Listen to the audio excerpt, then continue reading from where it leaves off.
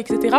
Et je trouve que c'est tous ces déclencheurs-là qui contribuent à cette envie qui, j'ai l'impression, est de plus en plus présente pour les Africains de retourner en Afrique. Je suis d'accord. Il se passe quelque chose. Il se passe quelque chose. Ouais. Je sais qu'on ira faire la fête. Bonjour, je m'appelle Degla Aopoidi, je suis le fondateur de la marque Afridol, une marque qui met en avant en fait l'authenticité et l'ouverture aux autres à travers des jeux et des jouets pour nos enfants.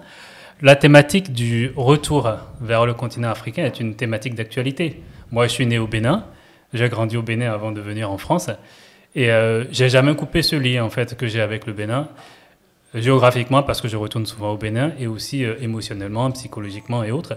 Et ce lien m'aide aujourd'hui à avancer tous les jours en fait dans mes activités.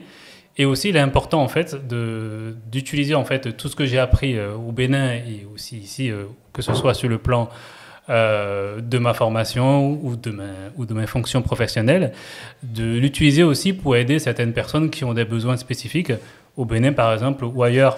Donc le retour en fait vers le continent africain, il est important dans le sens où il peut être de plusieurs façons en fait. Il peut être un retour, un soutien en fait, même en étant dans la diaspora et en étant loin du continent ou de nos pays où nous sommes nés ou de nos origines. Il peut être aussi physique, en aidant sur place ou en créant des entreprises ou en formant des gens sur place pour évoluer sur certaines technologies ou sur aussi un savoir-être tout simplement pour entreprendre dans certains domaines et aussi pour s'enrichir parce qu'il y a beaucoup de richesses en fait qu'on ignore parfois. Moi, en étant ici, j'ai appris beaucoup plus de choses sur le Bénin qu'en étant même au Bénin, parce que quand j'étais au Bénin, je n'avais pas forcément cette même mentalité-là.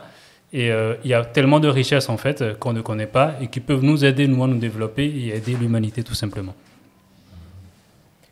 Enchantée, donc je m'appelle Erin, Koné Erin, je suis la fondatrice de l'entreprise Kouman Art Oratoire, qui coach les afropreneurs et les afrodescendants en prise de parole en public.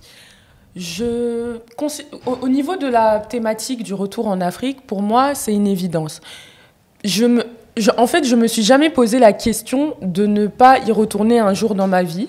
Je suis née en France, j'ai fait toute ma vie en France, mais mes parents m'ont emmené plusieurs étés en vacances en Côte d'Ivoire. Et c'est un pays que j'ai toujours aimé, que j'ai toujours apprécié. Et je me suis toujours dit que quand je serai grande, je retournerai en Côte d'Ivoire, j'irai vivre. Et puis, après, en aparté, j'avais le discours de mes parents aussi, qui ont toujours été là à dire « Nous, on veut rentrer, à notre retraite, on rentre, le plus tôt, on rentre ». Donc, j'ai vraiment grandi dans un environnement finalement très ivoirien, très ivoiriano-centré, si je puis dire. Donc, le retour en Afrique, pour moi, c'est logique, en fait. Et donc, c'est super intéressant qu'on puisse aborder cette thématique parce qu'il y a beaucoup de personnes de mon âge, donc moi, j'ai 19 ans, qui ne pensent pas du tout à ça, qui sont des personnes noires, qui sont des personnes afrodescendantes et qui ne se voient pas du tout bâtir leur vie sur le continent africain, alors que moi, depuis toujours, c'est en moi et donc c'est avec plaisir que je partagerai le pourquoi du comment j'ai envie d'aller vivre en Afrique et plus précisément en Côte d'Ivoire dans un premier temps. Super.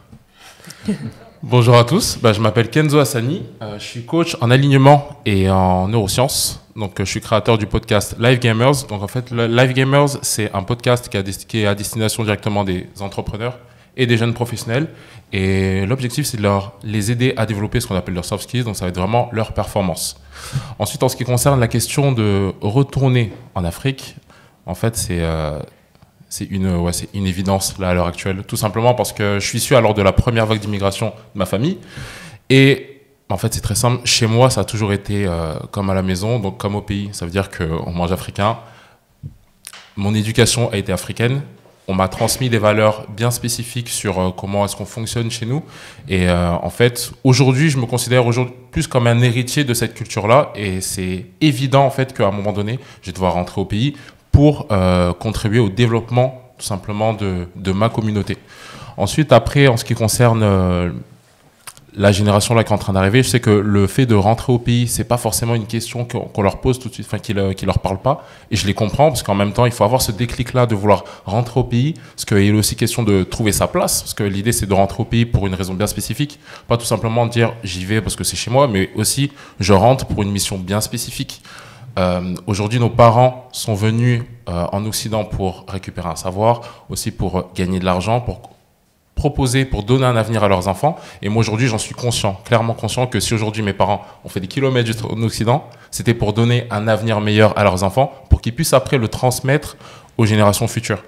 Et là, à l'heure actuelle, comment les choses fonctionnent, on voit il y a une certaine conjoncture, il y a la situation économique aussi qui fait que quand je vois comment ça se passe aujourd'hui chez moi, et quand je vois ce que j'ai acquis en Occident de par mes expériences, de par les personnes que j'ai rencontrées, les réseaux que je me suis créés, je me dis il est évident aujourd'hui que ce réseau, que ces compétences-là, je les mette à contribution dans un premier temps auprès des miens, parce que dans un premier temps c'est chez moi, et parce que tout simplement ils en ont besoin autant que moi. Donc cette question pour moi elle est vite vue. Cependant, ouais, c'est vrai que c'est intéressant d'échanger là-dessus, parce que j'imagine qu'on a tous nos visions là de ce fait du retour à l'Afrique, parce que ça reste chez nous. Et je considère qu'on est tous les héritiers de cette terre-là qui nous appartient à nous en priorité. Donc, et c'est ce que je souhaite à tous, d'être vraiment des leaders. Ce que je souhaite vraiment à toutes les personnes de notre communauté, c'est vraiment d'être des leaders dans leur pays, parce qu'il y a de la place, les opportunités professionnelles sont là, les opportunités, que ce soit pour les familles aussi, sont déjà en place là. Et en fait, c'est à nous que ça revient en priorité. Je sais que mes ancêtres sont issus de là-bas, sont déjà là-bas. Donc moi, pour ma part, je suis comorien. Je suis aussi originaire de la Tanzanie. Et quand je vois tout simplement mon pays, comment il est, mes pays, comment ils sont, je me dis que c'est à moi de rentrer dans un premier temps. Et après, je transmettrai ça aux générations futures, clairement. Ok, cool. Très intéressant tout ce que vous dites depuis tout à l'heure. Alors moi, le retour sur le continent, chez moi, ça sonne comme le mot Tunga. Tunga en soninké, qui veut dire le voyage, le départ vers l'ailleurs. Un peu comme nos ancêtres qui ont quitté Soni en Égypte pour aller s'installer à l'ouest du continent, ou même nos parents qui ont quitté leur terre natale dans les années 60 pour venir s'installer en Occident. Ce début de 21e siècle, c'est un nouveau Tunga finalement. Donc c'est le nôtre, mais dans le sens inverse. Et qui sont ces nouveaux Tungaranko, ces nouveaux voyageurs, c'est nous en réalité. C'est tous ces Africains de la diaspora qui, pour la plupart, la majorité, sont nés ici, ont grandi ici, et qui, à un moment donné, décident de retourner sur le continent. Donc, à quel moment on prend cette décision? Je pense que c'est personnel à chacun. Parfois, c'est à la fin des études, ou alors une fois qu'on a atteint une certaine seniorité sur nos postes ou dans nos responsabilités, ou alors d'autres même au moment de la retraite, comme l'ont fait nos aînés, par exemple. C'est vrai, comme toi, moi j'ai toujours entendu à la maison mon père nous dire à la retraite, de toute façon, on rentrera chez nous. Mais comment ça, on n'est pas chez nous ici? Donc voilà, après, comment ça se met en place ces choses-là? Je pense que même si certains repartent un peu sur un coup de tête, pour la plupart, ça se fait quand même de manière structurée et organisée. Certains passent par des organisations sur place. On peut citer par exemple des gens comme Investir au pays, ou alors même la Jeff Zone Farm, ou alors Union des ambassadeurs au Mali. Voilà, c'est quelques exemples pour ne citer que. Mais de toute façon, concrètement, comment ça se manifeste? Souvent, c'est par l'élaboration de business plan ou d'études de marché, ou la prospection d'écoles quand on part en famille, parce qu'on peut partir seul, mais on peut aussi partir en famille, ou alors même la recherche d'emploi pour soi-même ou pour le conjoint, parce que c'est un projet qu'on a parfois en famille, on ne fait pas ces petites choses de son côté en laissant l'autre un peu sur le carreau. Donc voilà. Et pour moi, il n'y a pas de règle en réalité. Et les gens choisissent de repartir soit dans leur pays d'origine, parce que par la facilité de la langue ou par la connaissance des codes qui existent déjà dans ces différents pays, mais on peut aussi très bien choisir d'aller ailleurs, dans un autre pays, voisin ou pas. Je pense que c'est par rapport aux inspirations et aux opportunités qui s'offrent à nous. Pour moi, il n'y a pas de règle en réalité. Et de toute façon, je pense qu'il y a autant de Tunga autant de retours que d'individus. Donc c'est vraiment... c'est propre à chacun en réalité, mais il y a quand même des choses qui sont... il y a des déterminants qui sont communs à toutes ces personnes-là. C'est, je pense, à mon avis, l'amour pour la terre-mère et aussi ces ambitions pharaoniques qu'on a pour le continent. Donc on a tendance à dire que l'Afrique, c'est l'avenir, mais moi j'ai envie de dire que l'Afrique, c'est déjà le présent en réalité. Donc voilà, pour moi, c'est comme tu disais tout à l'heure, c'est une évidence, le retour sur le continent, à plus ou moins long terme. Oui, non, je comprends tout à fait. Après, moi, je voudrais insister aussi sur le côté, en fait, on parle beaucoup de retour et de retour physique. Et le retour, moi, je parle par rapport à mon expérience, il peut être physique, mais il peut aussi être autrement, c'est-à-dire retour sur des cultures ou des valeurs, en fait, qui se perdent aujourd'hui et qu'il ne faut pas laisser se perdre, en fait. Sur des richesses culturelles, linguistiques qu'on ne connaît pas ou qu'on n'a jamais connues, finalement. Ouais. Et il faut faire ce travail, en fait, historique et culturel. Il faut sauvegarder la mémoire de nos parents, de nos grands-parents, pour que tout ce qu'eux, ils ont appris en étant enfants, toute la science qu'ils ont pu apprendre, en fait, mais qui n'est pas forcément écrite, qui se transmet en fait de génération en génération par l'oralité ou par des dessins ou par d'autres méthodes, en partie écrites aussi, qu'on puisse en fait se nourrir en fait de tous ces éléments-là et construire notre présent et construire aussi le futur. Parce qu'en fait, on parle de retour en disant oui, je vais apporter quelque chose, mais on a aussi beaucoup de choses à apprendre et il est important en fait dans ce retour-là de garder ce processus en fait bilatéral, je dirais, qui permet en fait de s'enrichir de ce qu'on aurait pu connaître et qu'on n'a pas connu. En fait. Ouais, c'est vrai, je suis d'accord avec toi. Avec l'émotion, j'ai oublié de me présenter. Quand même. Moi, c'est Tako Ndiaye, donc voilà, je travaille dans la finance d'entreprise. Mais par ailleurs, je suis aussi dans l'illustration. Donc quand tu parles dessin, ça fait écho. Et effectivement, c'est vrai que depuis peu, j'ai créé une page Insta par laquelle je transmets la langue, donc le soninké, à travers les dessins. Et donc on retrouve sur cette page des dessins qui vont nommer différentes choses dans la langue, mais aussi en français, en anglais, en halpular, donc en peul, mais en arabe, en mandarin et en wolof. Donc voilà, c'est pour moi important cette transmission qui est la langue, parce que pour moi c'est le canal, c'est un des canaux en tout cas qui permet de toucher déjà le plus grand nombre. Et à travers la langue, on touche quasiment toutes les parties, on va dire, de la culture. Donc, c'est par la langue qu'on transmet, par la langue qu'on reçoit aussi. Donc pour moi, c'était une évidence aussi de transmettre cet amour que j'ai pour le dessin et pour mes origines à travers le soninké et donc à travers mes coups de crayon. Alors, c'est hyper intéressant ce que vous avez dit, et j'ai l'impression, moi, qu'il y a 3 types de retours, en fait. J'ai l'impression que dans un premier temps, il y a un retour mental en Afrique. Ça veut dire le moment où on prend conscience de son africanité, de ses origines, de là où on vient, où on commence à se documenter, à en apprendre plus sur notre culture, ou nos valeurs, nos langues et tout ce qui s'ensuit. Après, dans un second temps, je dirais que j'ai l'impression qu'il y a un retour temporaire. Ça veut dire le moment où on a le déclic et où on se dit j'ai envie d'aller voir ce qui se passe réellement sur le continent et pas me contenter uniquement parce que je vois à la télé, ici, depuis mon fauteuil à Paris. Donc ça, ce serait le deuxième type de retour, un autre type de rapport aux sources qui se fait soit dans son pays d'origine ou pas du tout, par exemple. Et enfin, le troisième type de retour que je trouve, c'est celui dont on pense tous quand il s'agit de retour en Afrique, c'est vraiment le retour physique où on prend la décision d'aller vivre dans un pays qui nous plaît.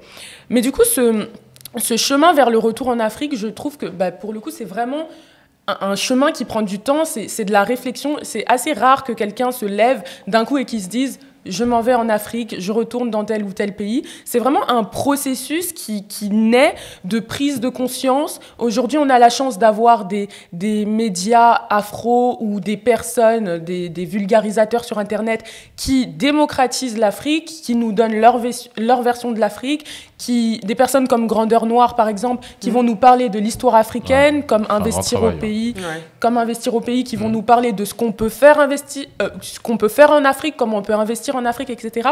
Et je trouve que c'est tous ces déclencheurs-là qui contribuent à cette envie qui, j'ai l'impression, est de plus en plus présente pour les Africains de retourner en Afrique. Ouais, je suis d'accord. Mais d'ailleurs, par rapport à ça, là, il y a un truc intéressant et je voulais vous poser la question. Bon, là, on a essentiellement que des entrepreneurs à table, donc c'est impeccable. Mais du coup, quel a été le déclic, en fait? Où là, vous vous êtes dit, là, c'est bon, à partir de maintenant, là, tout ce que je vais faire, c'est pour la finalité, rentrer au pays. Alors, pour ma part, c'est quelque chose qui me trotte dans la tête, mais je pense que c'est la disquette que mes parents ont mis déjà depuis l'enfance. Hein. C'est vrai que, comme je disais tout à l'heure, depuis l'enfance, on entend à la maison, de toute façon, quand on prendra la retraite, on rentrera tous. Ça, on l'a tous entendu, je pense. Exactement. Sauf qu'on ne calculait pas, on se disait, non, mais quand il va prendre la retraite, j'aurai quel âge, moi J'aurai le droit de décider ou Et c'est là où tu te dis, mais si moi, je préfère les Bahamas pour la retraite, comment on fait? C'est ça. Mais alors moi, c'est vrai que cette réflexion, je l'ai depuis quelques années. Hein. Il y a 2 ans, en fait, je suis retournée en Mauritanie, donc pays dont je suis originaire, et pour enterrer mon papa. Et c'est vrai qu'on est parti avec tous mes frères et sœurs. Alors on connaissait déjà la Mauritanie parce qu'on a eu la chance de pouvoir y aller. Alors pas très souvent, mais on y allait quand même. On découvrait pas à ce moment-là. Et la différence en réalité, parce que moi ça faisait presque 15 ans que j'étais pas retournée au pays. Et quand j'y suis allée il y a 2 ans, en fait, j'ai pris une espèce de claque en me disant mais qu'est-ce que je fous? Mais c'est ici que je veux vivre en réalité. Et puis surtout, je me rendais compte des opportunités et des choses qu'on pouvait faire en réalité. Je pense que l'Afrique a besoin de sa diaspora et a besoin ou pas hein, en réalité, mais parce qu'elle se développera de toute façon avec nous ou sans nous. Mais ce serait dommage, je pense, pour nous de passer à côté de ça, parce que d'autres le réalisent aussi, hein, se rendent bien compte qu'il y a plein de choses à faire, il y a plein d'opportunités à saisir là-bas. Et c'est vrai que pour moi, ça fait seulement quelques années finalement que ce cheminement trotte dans ma tête. Mais je suis convaincue. Alors, j'ai aucune idée de la temporalité et j'ai pas encore fait de rétro-planning ni de Gantt pour savoir quand est-ce que je vais y retourner définitivement. Mais en tout cas, je me suis fait un programme de visiter toutes les capitales africaines parce que je me fais pas un focus sur mon pays d'origine. Mais je me dis, le continent est vaste. Yallah, je veux tout voir. Je veux tout voir. Et je me mets pas de frein non plus en me disant je veux que aller à l'ouest parce que je suis une Westaf. Voilà, je suis assez open mind pour ça. Et donc voilà, dans un premier temps, je me dis je veux visiter toutes les capitales. Bon là, le Covid n'est pas très coopératif. Ce sera beaucoup plus tard. Voilà. Non, c'est juste le temps de commencer à faire le rétro-planning justement. Voilà, dès que c'est ouvert, on y va tous ensemble. C'est ça. Du coup, moi le processus, je parle pas de déclic parce que en fait, moi, je suis né au Bénin, j'ai grandi au Bénin, je suis venu en France à l'âge adulte. Et j'avais déjà un lien fort avec le Bénin, en fait. Et aujourd'hui, je suis en France, mais c'est pas comme si j'étais qu'en France, c'est comme si j'étais aussi là-bas, en fait, parce que j'ai gardé un lien moral, un lien affectif assez fort, en fait.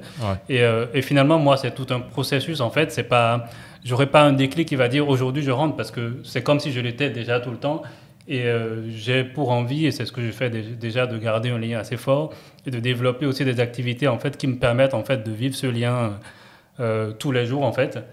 Et c'est aussi pour ça, en fait, quand là, tout à l'heure, on parlait de langue, à travers Afridol et la poupée en fait, qui parle plusieurs langues, qui parle Wolof, Lingala, Djoula et d'autres, Yoruba à fond, français, anglais. C'est aussi pour valoriser en fait, au jour le jour, en fait, sans y être physiquement, toute cette culture-là, en fait, qu'on ne connaît pas, toutes ces langues, parce que derrière chaque langue se cachent des cultures, des façons de penser qui sont différentes. C'est sûr. Je prends le fond, par exemple, où en fond, pour dire poisson, on dit Ruivi. Ruivi, en fait, ça veut dire l'enfant du soleil, en fait. Et ça traduit, en fait, aussi une façon de penser, parce qu'il y a des personnes qui ont réfléchi, qui ont observé la nature, et qui se sont dit, en fait, que la vie est née dans l'eau, en fait. Et enfin, quand on dit enfant du soleil, quelque part, c'est pour dire que la vie est venue de l'eau. Aujourd'hui, on sait tous que, en tout cas scientifiquement, que la vie vient de l'eau. Donc, c'est pour dire que, enfin, on a une certaine culture, une certaine richesse que nos parents, nos grands-parents, nos aïeux, ils ont acquis, en fait, d'une certaine façon. Et ce lien, en fait, il faut le garder tout le temps. Et qu'on ait un déclic ou pas de repartir physiquement, il faut cultiver ce lien, le partager, en fait. Et ce que tu dis, ça me parle énormément parce que, pareil, de mon côté, pas de déclic. C'est plutôt, je dirais, une envie qui augmente au fil des années. Mais c'est pas un déclic que j'ai eu de me dire, voilà, j'ai envie de finir ma vie en Côte d'Ivoire ou ailleurs, parce que peut-être que finalement, je déciderais d'aller ailleurs. Mais c'est vraiment une continuité qui naît d'une éducation, d'une socialisation, d'une manière dont j'ai grandi, où la présence ivoirienne, elle est restée ancrée, où on m'a toujours parlé de mes origines, où on m'a toujours dit d'où je venais. C'est une éducation où je suis allée en vacances là-bas et où on m'a emmenée au village, où on m'a montré d'où venaient mes ancêtres, etc. Donc, plus je grandis et plus je vois aussi quelle est la condition des Noirs en France, et plus je me dis, mais finalement, à quoi bon rester ici, alors qu'en Afrique, je trouve que ma place y est, en fait, que ma place y est et qu'elle aurait plus de sens pour moi, pour la manière dont j'ai grandi, pour mes idéaux, etc. Aujourd'hui, je me considère vraiment comme une personne très attachée aux racines africaines.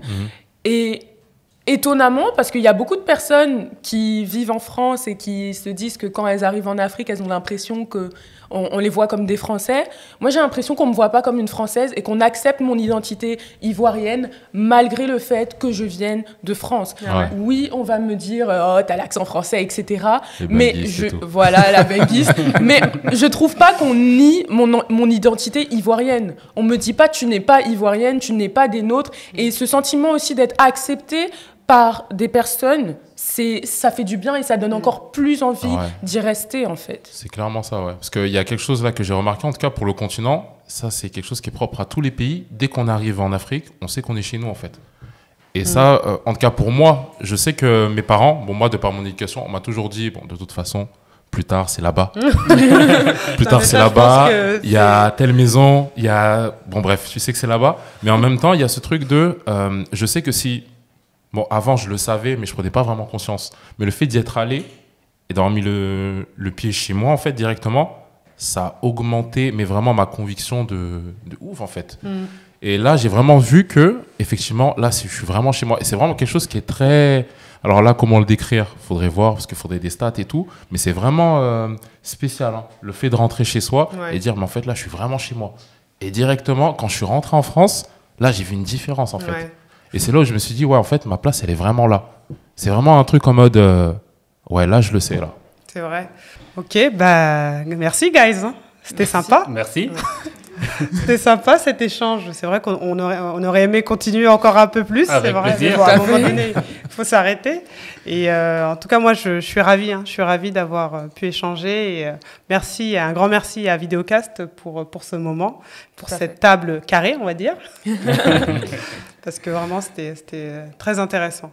Et puis, même si sur le fond, on a à peu près le même avis, l'idée qu'on veut tous retourner en Afrique, c'est hyper intéressant d'entendre les motivations de chacun, parce qu'on n'a pas tous les mêmes motivations, on n'a pas tous grandi de la même manière. Donc, je trouve que c'était vraiment un échange enrichissant. Et merci à Vidéocast également pour cette table ronde, carrée, comme vous voulez. Ouais, c'était vraiment cool. Franchement, merci à Vidéocast pour l'invitation. J'ai passé vraiment un excellent moment avec vous trois. C'était vraiment cool. Et en plus, c'est hyper stimulant de voir que tu sois de Côte d'Ivoire, de Mauritanie ou du Bénin, en fait, on a tous des motivations bien spécifiques, propres à nous-mêmes. Mais il y a vraiment une réelle envie derrière. Et, il se passe quelque chose. Il se passe quelque chose. Et je sais qu'on ira faire la fête là-bas. En tout cas, c'était cool. Et merci beaucoup pour l'échange. Merci Taco, Erin et Kenzo. Et merci à Vidéocast pour ce moment qu'on a partagé ensemble. C'était très enrichissant de savoir quelles sont vos motivations, qu'est-ce qui vous guide dans cet amour que vous avez en fait pour le continent. Et merci. Merci à toi. Yes. Et j'ajouterais qu'on se retrouve en Afrique. Ah, bah oui, voilà. attends.